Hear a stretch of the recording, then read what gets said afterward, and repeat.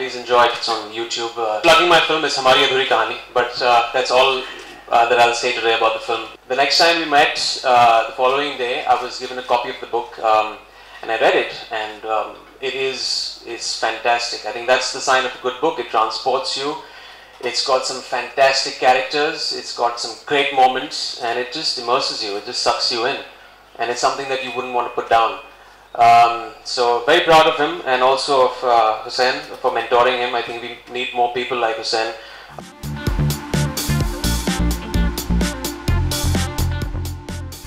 You know, I met him about 2 years ago when I was doing this book, Mumbai Avengers. At that time I had given a speech in St. Xavier's College and I was looking for some students to help me in my research. So I said that whoever will come home, my wife serves most delicious idlis and chutneys in the world, so they will get those idlis and chutneys for helping me. It can tell you how to solve a difficult problem. If my characters are trapped in a difficult situation, how to come out of it, what would be my next move, how to think. Whenever I say I need a one-pager of stories, he'll just say I'll give you tomorrow, and at 2 AM at night I can see him online working. The character Kabiran's unique guy.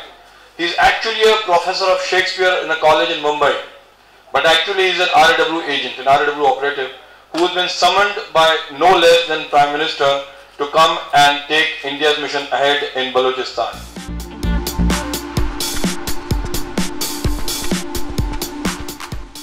To the head of Penguin at that point, who was Miss Chiki Sarkar, and I met her at the Times Lit Fest, and she said that fine, go ahead and start writing this, and I did that because now suddenly I had motive to write the book. Otherwise I'm pretty sure I'd have meandered with it halfway through. You know, you don't have that sort of motivation to complete a book unless you kind of dedicate the time to it and that sort of mental bandwidth. A book kind of has to compete with a film in terms of its how it captures you, because many people today, my age included, around 50% don't read books, and I'm not even exaggerating about this. If I know certain people who just don't read books, they say skip the picture, read picture later, but that's not how it works.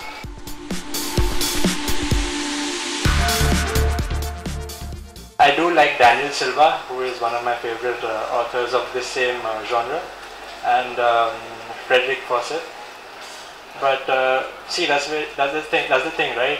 It's very easy to fall into that trap. Like, it could end up looking like a copy of a Fawcett or a Silva. So I had to consciously make an attempt to keep it as original as possible, so that even if I don't intend it, there are no similarities. Obviously, when I met him first, I think it's extremely inspirational कि इन्होंने इस उम्र में किताब लिखी है, and then you go back to thinking that it's not really the years that you live, it's the experiences that you have, and the intellect and how you apply yourself. So I think for someone like me also, I think it's extremely inspirational to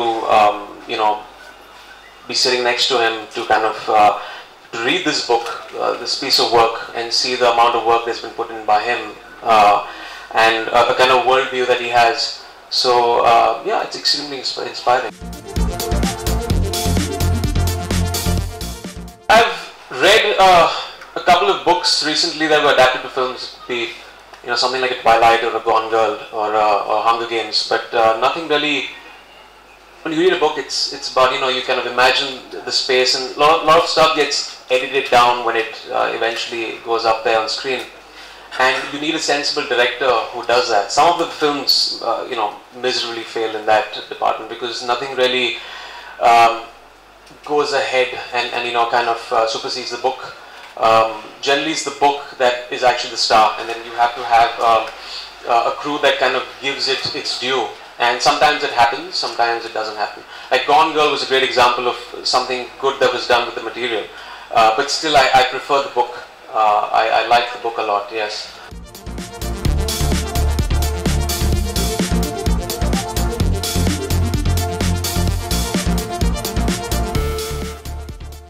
For more news and gossip, don't forget to subscribe to Bollywood Helpline.